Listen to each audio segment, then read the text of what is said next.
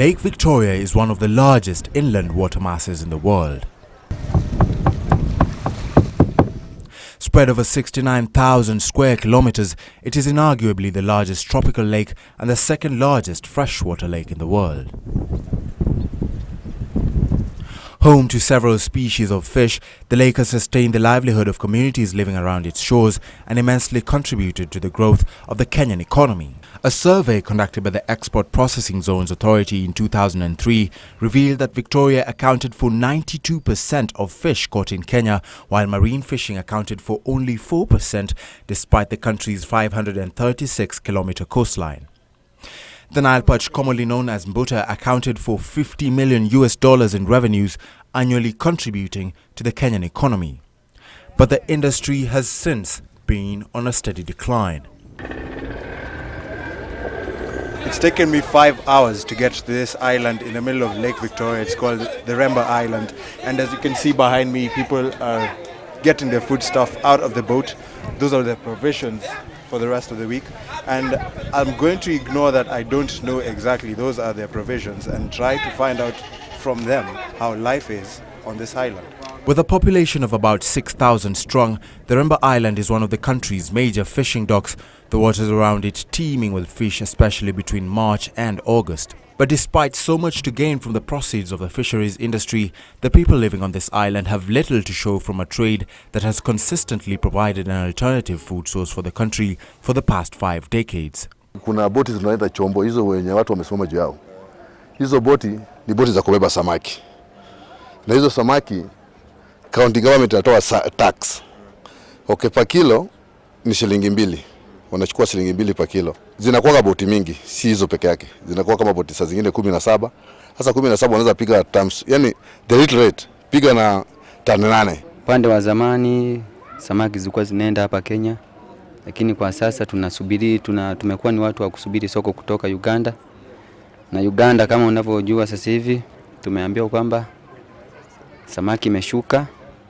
Hatuna sehemu ya kupeleka samaki. By the early 1990s, there were 15 fully functional fish processing plants in the country, but there are only 3 remaining in Kisumu, down from 9, and even those are struggling to stay in business. Yeah. Instead of using 5 inches mesh size of the net, which will allow the fish which are still young to pass through, and only catch those ones which are grown, they were instead using even 2-inch. Oh, so they get everything. Which will get everything. Or even using the mosquito mosquito nets, oh yes. The mosquito net which is used maybe for catching omena, and now it is being used to catch even bota and tilapia and everything. So it means even the young bota which would have been left to grow will be caught. Even the eggs will be swept away.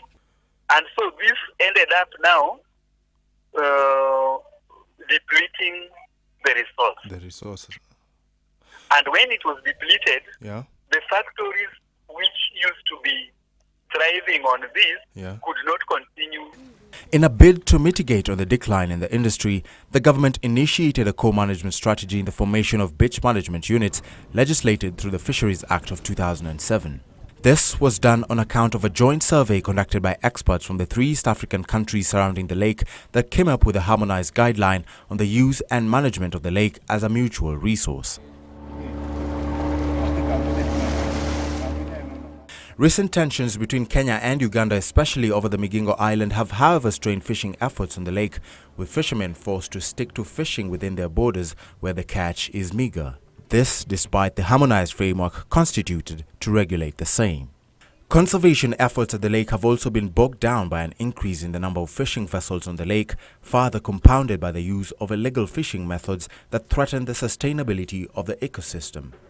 A worrying trend exacerbated by the single driving force behind our economy: money. The treasury is supposed to give the respective departments, be it fisheries, be it agriculture, be it health, money for running for recurrent expenditures and development expenditure. But this was in fisheries. This was attached to how much you have collected. You are given a ceiling. So you're given a rate or that you have a rate that you must collect, revenue that you must collect. Whether it is 500,000, you must remit that to the government. Regardless of how many fishermen you register? Yes. Okay. No, that is when now you are forced now to register so many fishermen. You license so many fishermen. Yeah. So that, because that is the only source of revenue for you.